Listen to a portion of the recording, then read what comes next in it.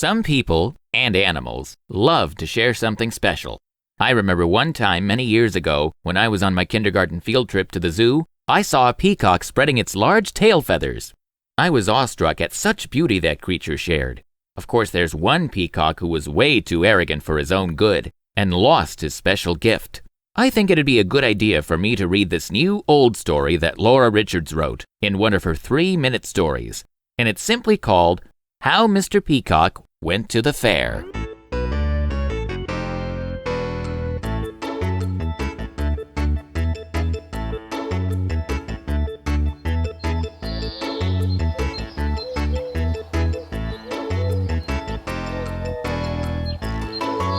Mr. Peacock was proud. He had a fine long train, a splendid crest, and the grayest blue-green coat that ever was seen. And all day long, he would strut up and down the barnyard and say, "See what a beauty I am!"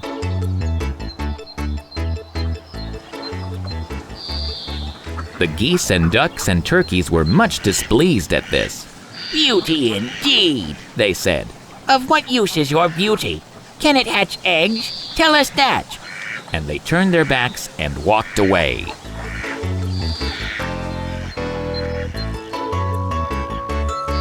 "These are stupid creatures," said Mr. Peacock. "Why should I stay among them?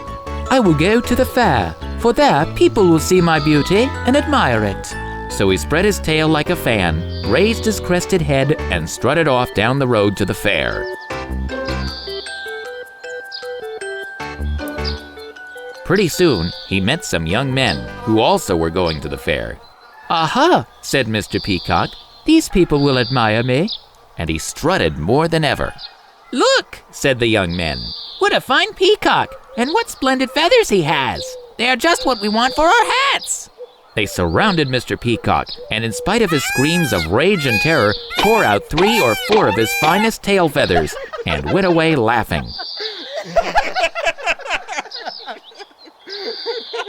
Presently, he fell in with a large flock of geese, which a boy was driving to the fair to sell.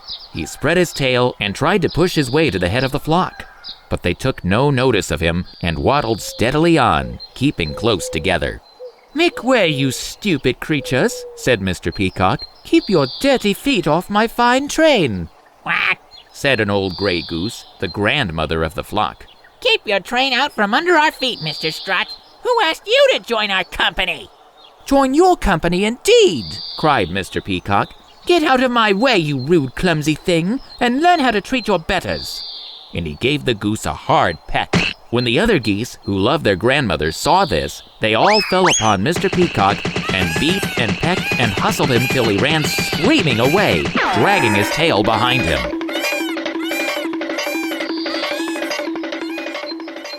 He was now in a sad way, covered with dust, and many of his finest feathers were torn and broken. But still, when he came to the fair, he spread his tail, reared his crest, and made as much of himself as he could.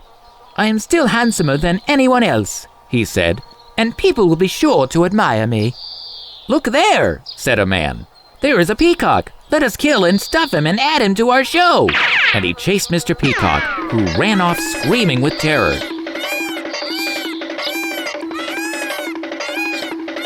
Coming around a corner, he ran into a large dog who was coming the other way. "Get out of my way!" screamed Mr. Peacock. "Get out of mine!" growled Mr. Dog, and he grabbed Mr. Peacock by the neck, shook him hard, and tore out a great mouthful of feathers.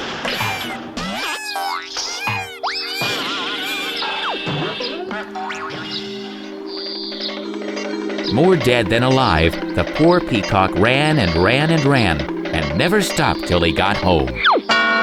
The geese and turkeys looked at him in great surprise. "Who is this wretched shabby bird?" they asked each other. "It cannot possibly be Mr. Peacock." "Yes," sobbed the poor creature, "it is I, but I have left my pride behind. If you will only let me stay with you, I will do my best to hatch eggs." But he never could. And the moral of this story that Mr. Peacock should have remembered before he lost his tail feathers is this: pride goes before a fall.